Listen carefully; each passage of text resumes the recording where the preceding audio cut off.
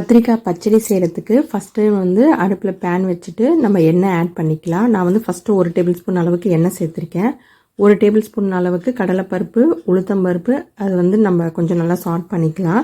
அடுப்பு வந்துட்டு நீங்கள் மீடியம் டு கொஞ்சம் கீழே லோவில் வச்சுக்கோங்க. ஏன் அப்படின்னா கருகிடக்கூடாது, அது டேஸ்ட் மாறிடும். இப்போ வந்து 1 டேபிள் ஸ்பூன் அளவுக்கு தனியா எடுத்திருக்கேன்னா அதையுமே வந்து நல்லா கொஞ்சம் சாட் பண்ணிக்கோங்க.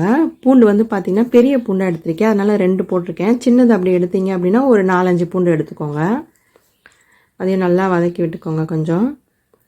ஸோ இது கூட வந்து பார்த்தீங்கன்னா 1/2 டீஸ்பூன் அளவுக்கு ஜீரகம் சேர்க்குறேன் நான். இந்த கலர் வந்து நல்லா சேஞ்ச் ஆகிட்டே வருது பாருங்கள், பருப்புடைய கலரு. இப்போ வந்து பார்த்தீங்கன்னா காரத்துக்காக நான் ஒரு 4-5 வரமிளகாய் சேர்க்குறேன். உங்களுக்கு இன்னும் காரம் கொஞ்சம் வேணும் அப்படின்னாக்கா இன்னும் 1-2 கூட நம்ம சேர்த்துக்கலாம். ஸோ அதுவுமே நல்லா சாட் பண்ணி விட்டுருங்க. அடுப்பு வந்து லோலேயே இருக்கட்டும்ங்க. இதுக்கு வந்து பார்த்திங்கன்னா கொஞ்சம் வந்து எக்ஸ்ட்ரா ஸ்பைசி இருக்கிறதுக்கு மிளகு சேர்க்குறேன்னா ஒரு 5-6 மிளகு சேர்த்துக்கோங்க. ஸோ இப்போ அந்த வந்து கலர் நல்லா சேஞ்ச் ஆகிடுச்சு. இது கூட வந்துட்டு இந்த நெல்லிக்காய் சைஸ் அளவுக்கு நான் புளி சேர்க்குறேன். அந்த எண்ணெயிலே வந்து பார்த்திங்கன்னா நல்லா வதங்கிடும் புளி நம்ம ஆட் பண்ணும்போது. இப்போ பாருங்கள் அந்த பூண்டு கலர்லாம் கூட சேஞ்ச் ஆகிடுச்சு நல்லா.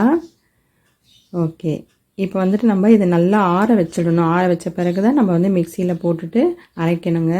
ரொம்ப பவுடர் மாதிரிலாம் அரைக்க தேவையில்லை, கொஞ்சம் கொரப்பு இருந்தால் நல்லாயிருக்கும்.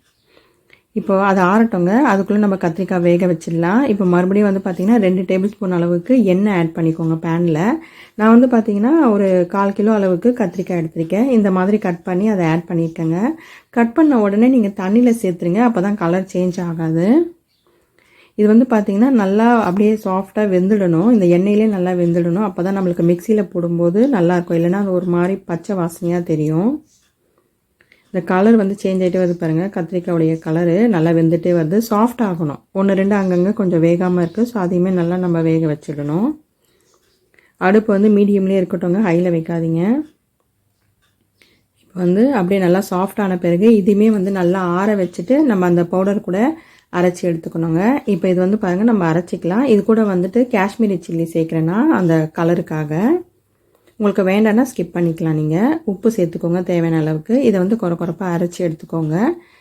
இப்போ கத்திரிக்காய் ஆறின பிறகு அதையுமே வந்து மிக்ஸி ஜாரில் போட்டு நம்ம அரைச்சி அந்த பேஸ்ட் மாதிரி கொண்டு வந்துடணுங்க. இப்போ பாருங்கள் சூப்பராக ரெடி ஆகிடுச்சு. இது வந்து நீங்கள் சாப்பாடு, இட்லி, தோசையோடு யூஸ் பண்ணிக்கலாங்க. ரொம்ப நல்லாயிருக்கும். சூப்பரான கத்திரிக்காய் பச்சடி ரெடி.